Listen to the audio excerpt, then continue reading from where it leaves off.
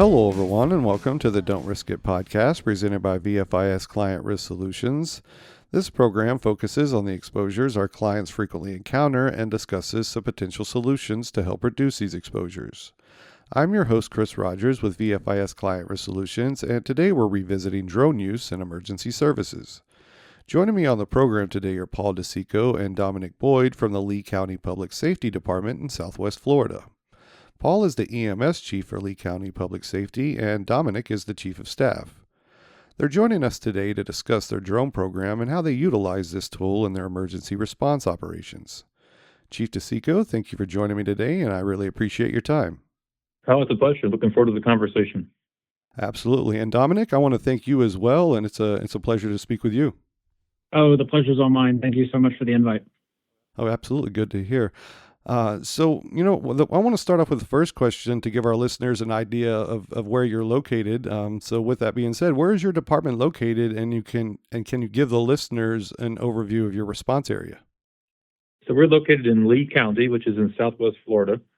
The Fort Myers area is probably the best known. Fort Myers, Sanibel, Captiva. It's a beautiful area nestled here on the West Coast. And can you kind of give us a description of what kind of what's your primary calls? Are they is it akin to what across the country where you're primarily doing medical, or with your proximity to the water, are there some different nuances to what you do in your service area? Sure. So we're a third service ambulance provider. We cover transport for basically all of Lee County, with the exception of Fort Myers Beach and Lehigh Acres. The county is made up of 780 miles of land area. We've got roughly 50 miles of coastline that we service, and there's a population here of about 860,000 people. So, being a department that has all those moving parts, so what are some of the attributes about your service area that led you down the path to start a drone program? So, because of the nature of where we're located, hurricanes obviously are a big part of things we think about and we've responded to. Going back a number of years, this is probably close to 10 years, we started using helicopter-mounted flare cameras to look out for unsafe generators. We noticed during one of our hurricanes, Irma, that we had a lot of generator calls for CO poisoning. So overnight, we would send out a helicopter with a flare camera to go look for those generator signatures. And then we'd use our partners, whether it was an ambulance, a police car, or a fire truck, to go knock on a door to take readings and also educate the citizens. Fast forward to Hurricane Ian, the technology had advanced where drones were starting to emerge that had flare cameras on them. So partnering with others that had those kind of drones, we were able to do that same risk reduction activity during Ian. Now, fast forward again to Milton, we had since acquired a Skydio drone product to do tower assessments and other non-response related activities. And when Milton hit, we had the idea that could these drones be useful? So after landfall, we'd gone out and did some surveys, and we can get into the details of that here shortly. But that's kind of how we evolved from helicopters and looking for generators to now having a really unique drone program. And what was the process to get authorization for flight? Because I know that you can get a Part 107 if you're doing it for commercial applications, but there's some avenues for emergency services for a certificate of authorization, or you can use the 107 route. How did y'all get the authorization to get up in the air? Yeah, absolutely. We do both. So most of the work we do is we try to do everything under Part 107, and there is some guidelines into which you can fly under the authorization, or in our case, the certificate of waiver. So we first started out flying under 107, and then our approach was to go after the regulatory approvals before we started building out the program. So we went through all of the work to get our jurisdictional waiver. Then we went to our beyond visual line of sight. And then we were one of the very first to get the new kind of shielded operation where we can fly using ADS-B. So that's just the radar information coming into the controller at 200 feet or below or above an obstacle. So we really focus on the FAA stuff first, and we're really quickly able to move from Part 107 operations to where we are today, where we can fly anywhere in the county at or below 200 feet. So let's talk about some of the progressive ways your department is using drones to help the citizens of your community. I know that I read, or speaking with the chief, when we talked initially, that there's a first response component that's in use with the drones. Can you go into that? Yes, sir. So it's always, when you get these calls for large vehicle accidents, structure fires, I mean, you name it, the call comes in. It sounds bad, and we dispatch like a ton of resources just by, the limited information we're getting between the 911 caller and the call taker upstairs in the dispatch center.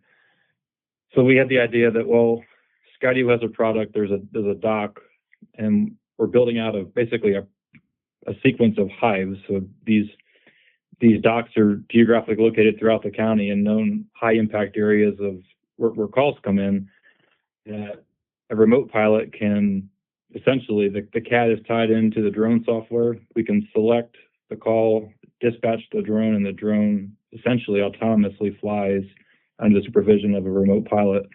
The idea behind that is we get eyes on a call, like a bad vehicle accident on the interstate, quickly, and we were able to provide that information directly back. Not only can we provide the information verbally to our first responders, but we can actually provide the live feed from the drone into the hands of the first responders. So, the one of the big complaints has always been on the interstate, like, hey, where's the accident? Is it the median side? Is it the shoulder side? So we also can provide that information, as well as we've had instances in the past where there's a multi-vehicle rollover, it's the middle of the night, there's a car seat in the car. These drones have the capability of, they have the FLIR technology, so we're able to fly and actually look to the perimeter of the road for potential victims associated with the accident, where before we'd have to call, an aviation asset in to do that type of work. So the first response with drones has been something on our radar for quite some time, and it's just now starting to materialize. It's certainly unique, and it's quick to get eyes on the scene. So are your platforms? Do they have FLIR and camera, or do you have different platforms for different applications? The predominant platform, we fly the Skydio X10, which has FLIR and a regular camera. We do have a couple of fixed wing drones that we use for larger, say, damage assessment mapping, like a Wingtra Gen 2. We've got a couple of those that we utilize. But the predominant drone we'd use for first response or damage assessments in a localized environment would be the Skydio X10, which has both. Let's follow up on something that you just mentioned. You mentioned assessments. So do you all use the drone fleet for pre-action and post-disaster assessments? Yes. So this is where we really demonstrated the use case of drones and how we're approaching this kind of idea of drone as infrastructure. So during Milton, we took the drone out for the first time post hurricane landfall. I was one of the licensed pilots at the time, so I made it out to one of our barrier islands. And after taking off, to my surprise and everybody in our emergency operations center, the drone connected to the 5G network, and we were able to live stream hours after landfall the conditions of this bridged island. There was a particular part of the island that transitions to another island that has historically had a lot of sand inundation. And how powerful that was to show that on the large video wall in our emergency operations center in that time, really it showed the benefit of what this technology could do. So now our approach is, and then in addition, during that same storm, we had a predominant number of tornadoes touch down in our community that did, in some cases, more damage than the hurricane itself. We were able to quickly test how, and this has always been the question, is it's great to have a drone, but if you can't get that imagery off of the drone and the data into the analyst's hands to make decisions and the stakeholders to be informed, it really doesn't pay off. So what's unique about the Skydio product is it ties directly into our GIS system, which is Esri.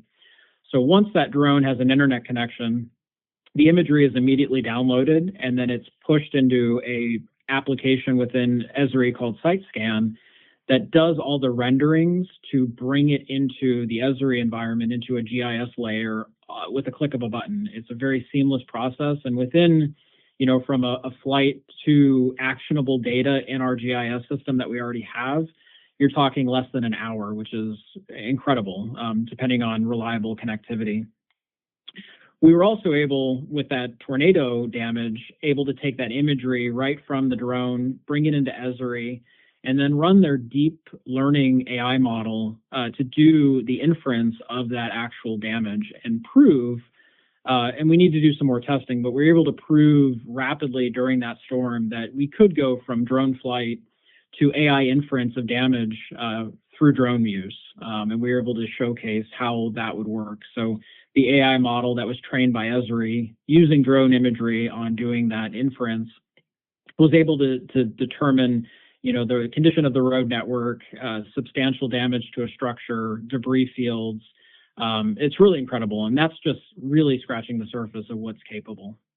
So if I'm hearing you right, you're getting real-time data versus waiting for the, obviously you have the screen that you're looking at, but this is sending back real-time data that in case, if the drone's lost or something, everything's been transmitted back and you have all that data and you're not dependent on something that might be stored on the drone. Yes. So in the case of this X10, as long as it has internet connection, it's streaming 5G data to any mobile device that has a secure link. So in the first scenario where we were flying during Milton, we were streaming that live footage. And in one scenario, I was on the phone with our Department of Transportation director, and we were doing a real-time bridge inspection to a critical bridge to one of those islands. And I was able to get the drone down, zoom in, and with just that information, he was able to make all the decisions he needed to make and start bringing in the resources to fix that bridge. In the past, that would have taken hours, most likely days, to get that kind of information, and he was getting it in real time. So we see the potential to scale that to multiple teams, after a storm. And then on the other aspect for the AI inference, that was actually post-processing. So after the footage was uploaded to the cloud, it did that AI inference.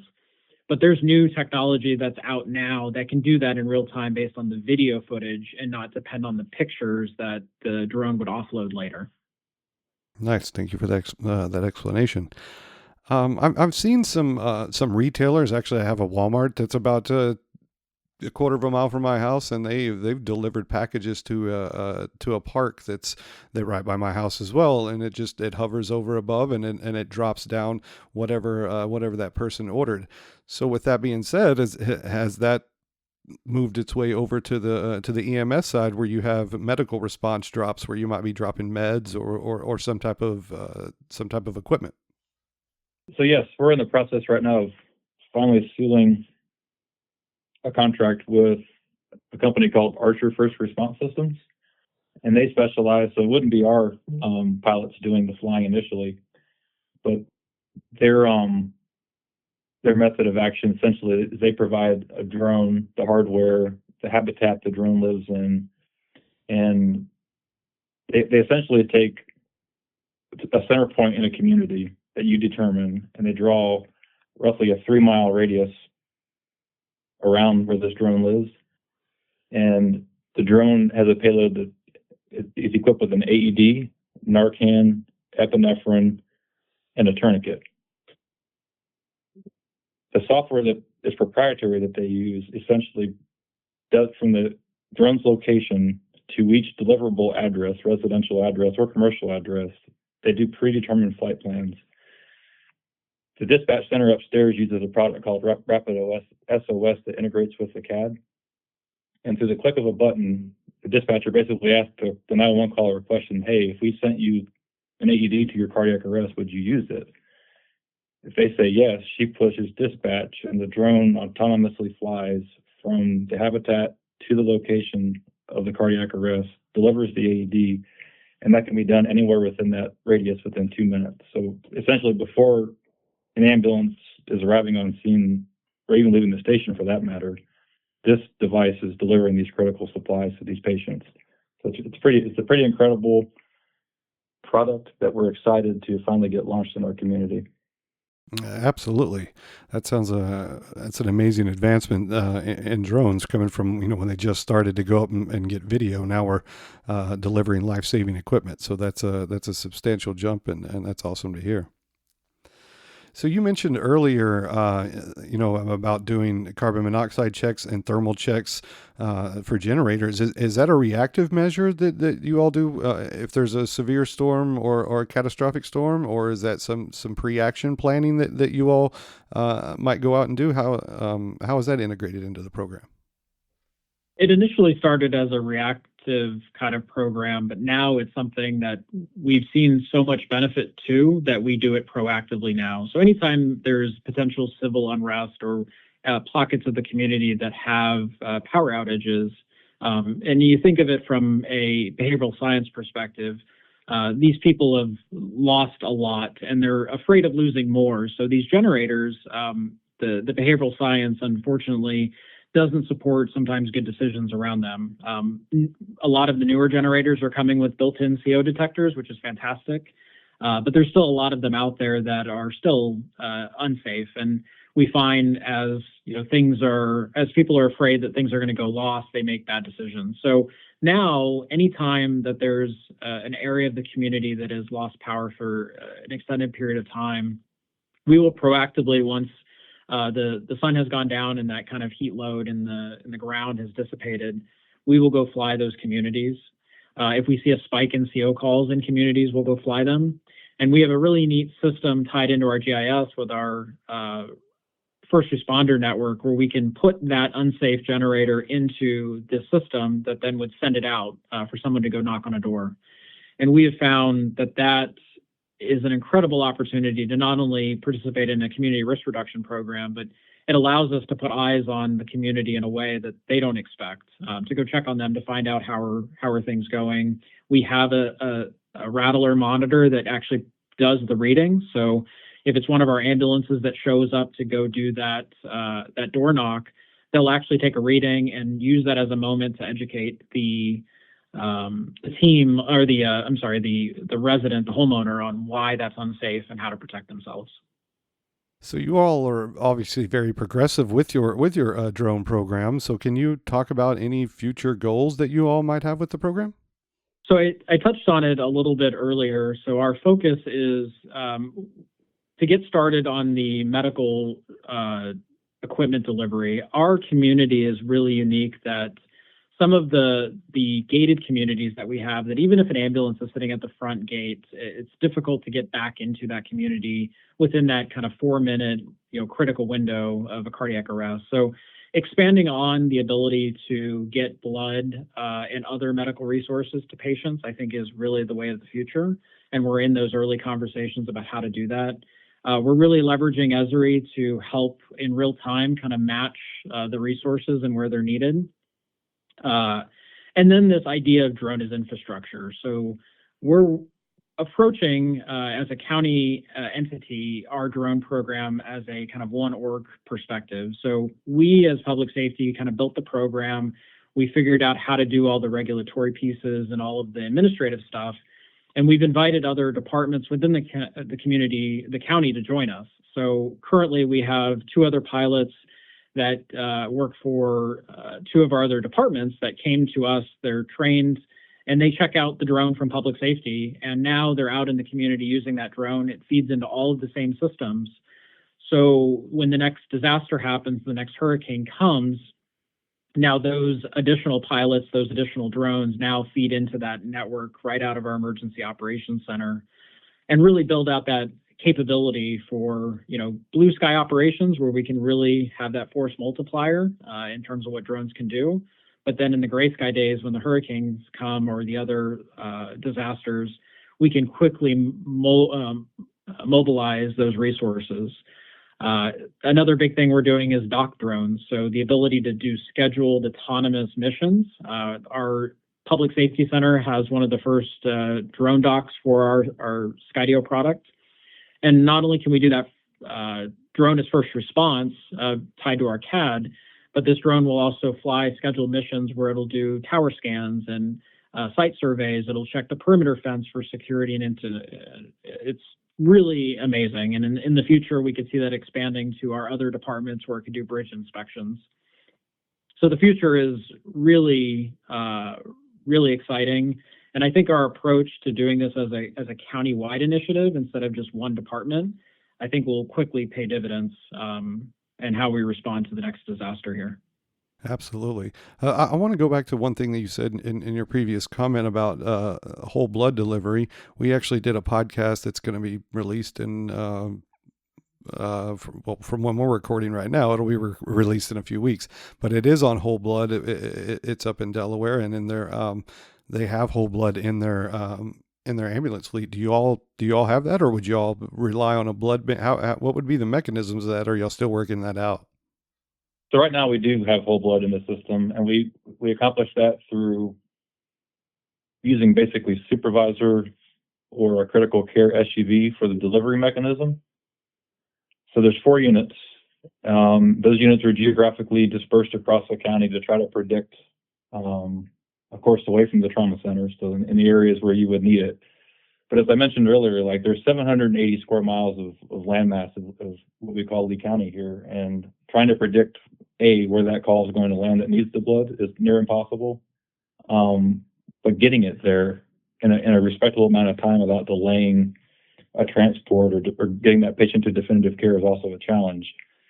If we could have this blood delivered by drone, I mean, instead of relying on the street network and roads to get there, we fly as the crow flies, and you cut that time in half. And the difficulties are there's such an environment around blood where it's closely monitored for temperature. There's a lot of regulatory pieces that we have to dot our I's and cross our T's and make sure we do this right, so we don't sacrifice losing this whole blood program that's incredibly important.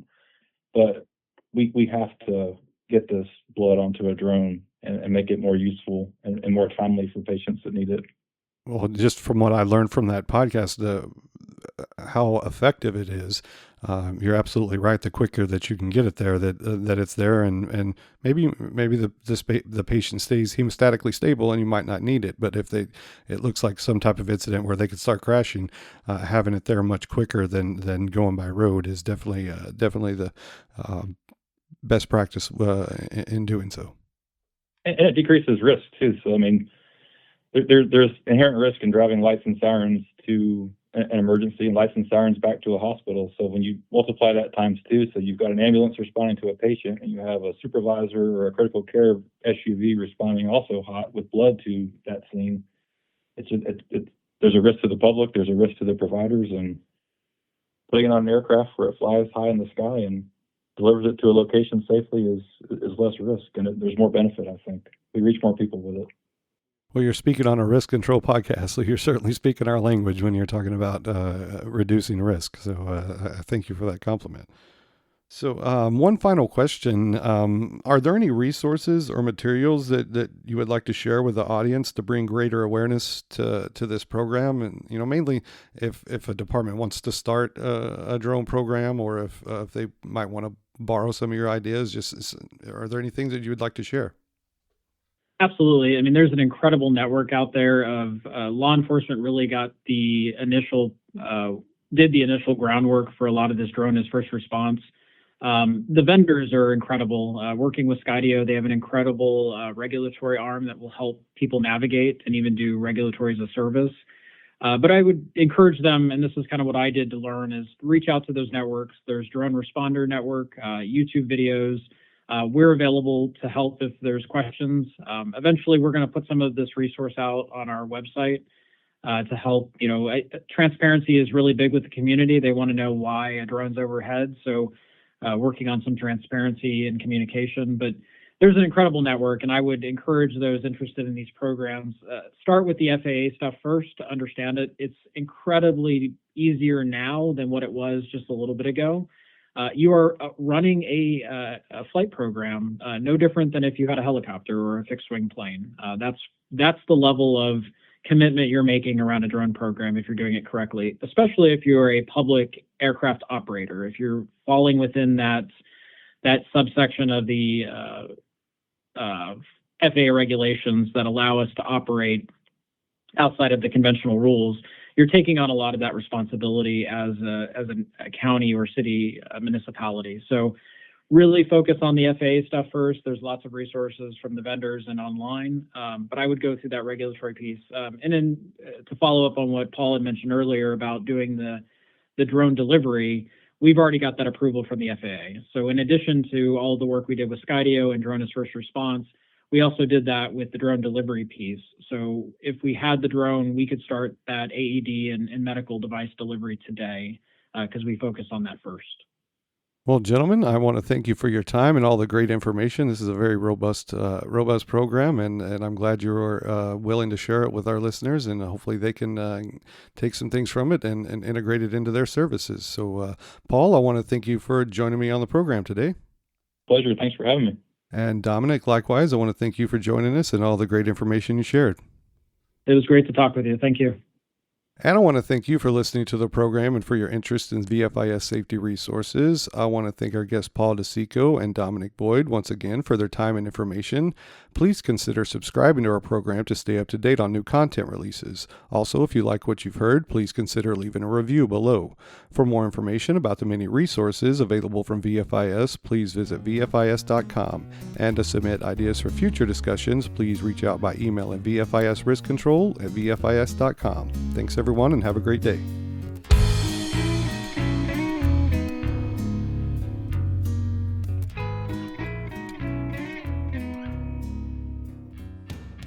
The views, information, or opinions expressed during this program are solely those of the individuals involved and do not necessarily represent those of Gladfelter Insurance Group, VFIS, and its employees.